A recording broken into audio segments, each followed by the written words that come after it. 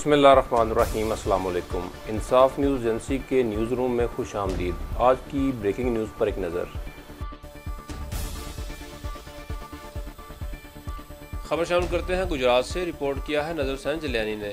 गुज़श्ता रोज़ थाना सदर खारियाँ के इलाका में पुलिस मुकाबला, 3 डाकू जख्मी हालत में गिरफ्तार। तफसीलात के मुताबिक थाना सदर खारियाँ पुलिस के मुलाजमीन ने गश्त के दौरान चक महमद रोड पर बगैर नंबर प्लेट 2 मोटरसाइकिलों पर सवार 5 मशकूक अफराद को रोकने की कोशिश की तो उन्होंने अपने असला पिस्टल निकाल कर अंधाधुंध फायरिंग शुरू कर दी, जिसकी जद में आकर एक मोटरसाइकिल पर सवार 3 अफराद मजरूब होकर गिर पड़े, जबकि दूसरे मोटरसाइकिल पर सवार 2 मुलजमान फायरिंग करते हुए फरार हो गए। पुलिस मुलाजमीन ने जख्मी होने वाले अफराद को फौरी तौर पर इलाज मुआवजा के लिए अस्पताल भिजवाया।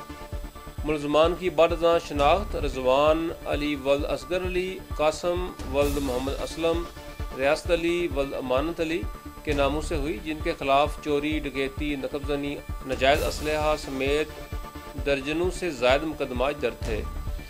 मुलजमान से 2 अदद पिस्टल 30 बोर बरामद कर लिए गए, जबकि फरार होने वाले मुलजमान की गिरफ्तारी के लिए टीमें तश्कील दे दी गई हैं।